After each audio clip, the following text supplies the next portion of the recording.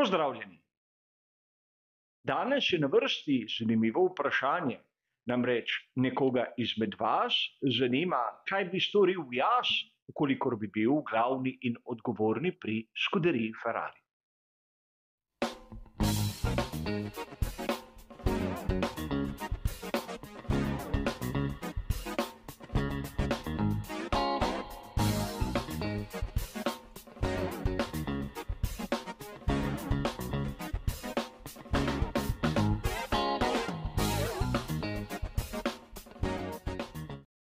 Verjamem, da ste opazili, da v preteklosti sem napravil marsikateri kritičen prispevek do Scuderie Ferrari. In čeprav verjetno nekateri ste to mojo kritiko vzeli kot negativno, je bila mišljena v konstruktivnem smislu, kaj bi morali spremeniti pri Scuderiji, da bi zadeve šle bolje. In verjamem, vsakdo izmed nas ima svoj pogled. Navijači enega, navdušenci drugega. In verjetno moj pogled se bo v bistvu razlikoval tako od tistega, ki ga ima ena skupina, in od onega, ki ga ima druga skupina. Namreč sam nisem pristaš nobene ekipe, ki se danes nahaja na štartnem razporedu svetovnega prvenstva Formule 1. In verjetno na zadeve gledam iz čisto drugačnega zornega kota. A vseeno, danes bom predstavil moje osebno videnje, kaj bi storil, če bi se znašel na mestu Freda Vassarja. In prvič se poraja vprašanje, bi sploh sprejel tako nalogo, tako odgovornost. Namreč tako na prvi pogled izgleda sanjska služba. A po drugi strani mesto s takim prestižem zahteva tudi rezultate, odgovornost zahteva napredek. Če malce premislimo, ne vem, če vsakdo izmed nas bi lahko kar tako od danes do jutri stopil na tisto mesto in začel svojo vizijo, svojim videnjem tistega, kar je potrebno za izboljšati rezultate. A vseeno imam nekaj idej. Na samem začetku bi spremenil tehnično-kadrovsko podobo ekipe. Namreč, če smo si vsi skupaj enotni, da ekipa pod vodstvom Matije Binota ni bila tako uspešna, kot so si verjetno domišljali lastniki in predvsem navijači, je malce čudno, da se samo zamenja glavnega, vse ostale pa pusti na svojem mestu. In verjamem, marsikdo bi dejal, saj se to ne more upraviti od danes na jutri preko noči. A Scuderia Ferrari ima neko specifiko, namreč v lastni hiši oziroma zraven nje ima tehnični biro, kjer so praktično zbrani vsi tisti odstavljeni tehniki, ki v preteklosti so bili, po mojem videnju, še posebej uspešni. Govorim o tisti skupini inženirjev, ki danes projektira bolide ekipe Haas, seveda pod vodstvom Simone Areste. Simone Aresta v mojih očeh je eden izmed inženirjev, ki so v preteklosti napravili mnogo za Ferrari. Njegov izdelek Ferrari SF70H je zopet po mojem videnju tisti bolid Scuderije, ki je bil najbolj konkurenčen v zadnjem obdobju. In to bi bil že nek močen signal, da se nekaj spreminja. Namreč, če Enrico Cardile in njegovi sodelavci niso bili sposobni napraviti bolida, ki bi bil konkurenčen v boju za naslov svetovnega prvaka, ne razumem, zakaj mu je potrebno dati drugo, tretjo in četrto možnost. Bolje je ga odmakniti na stranski tir, v tisti biro, ki se ukvarja z projektiranjem bolidov ekipe Haas, in dati drugi skupini priložnost. Zanimivo je, da tako prvi kot drugi so pod pogodbo Scuderie Ferrari, torej ni nikakršnih težav in nikakršnih zadržkov. In to bi bila ena izmed prvih sprememb, ki bi jih naredil. Namreč ta ekipa bi se morala takoj začeti ukvarjati z bolidom za sezono 2024. Poleg tega bi lahko skrbela tudi za razvoj tistega aktualnega SF-23, ki ima določene težave. In takoj bi začel z tistim, kar je mene najbolj motilo v teh mesecih, ko smo spremljali v raznih virih dobesedno prazne obljube o tem, kaj bi se moralo napraviti pri skuderiji Ferrari, ampak se v resnici na samem bolidu nikoli ni prikazalo. Koliko smo govorili o novem vpetju na bolidu skuderije Ferrari in nihče v resnici ga ni videl.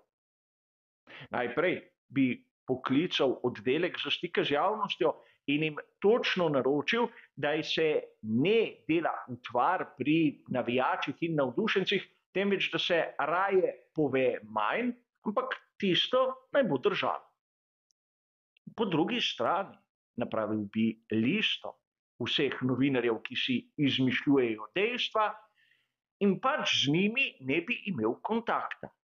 Če oni vedo več o tem, kaj se dogaja v skuderiji Ferrari, kot naprimer glavni in odgovorni šef, v bistvu ne rabijo nobenega dostopa do informacij. Upam, da se strinjate.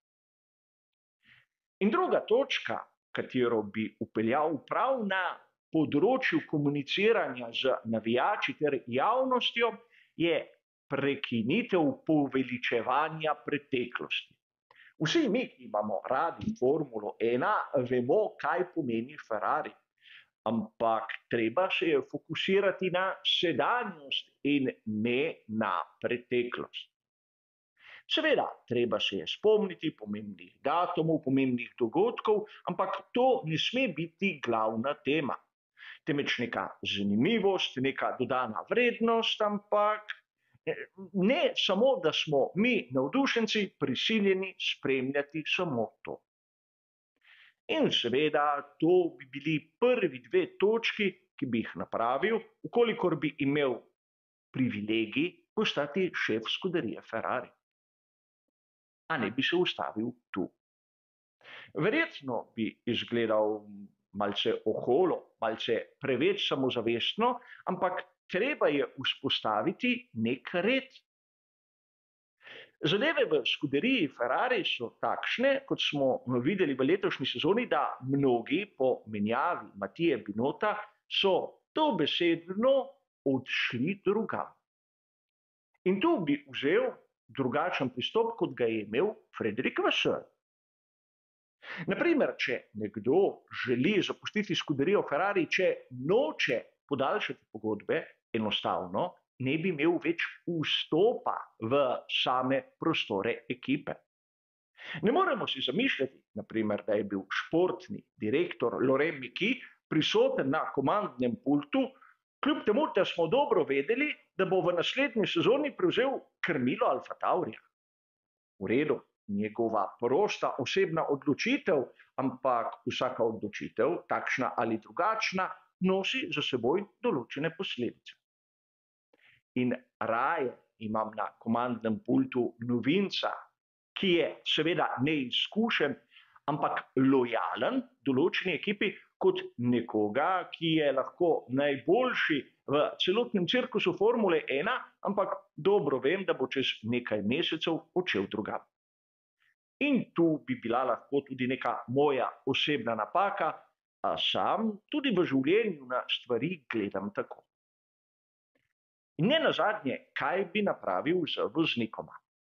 Seveda v skuderiji Ferrari v tem določenem trenutku je poseben položaj, namreč v tistem mladinskem pogonu Ferrari Driver Academy v resnici nimamo nikogar, ki bi lahko vskočil namesto Charlesa Leclerca ali Carlosa Sainza mlajšega. Tudi kar se tiče rezervnih voznikov, mislim, da je izbor dokaj povprečen, da ne bom rekel klavrn. Imamo Giovinazija, kateri je znano, da ni med mojimi simpatijami, imamo Fuoka, ki dobesedno ni nič izjemnega, in konec koncev je tu še Robert Schwarzman, katerega je Mick Schumacher premagal, ko se je vzpenjal v svet Formule 1. In sedaj nam je jasno, da že na področju mlajših generacij je treba narediti nekaj.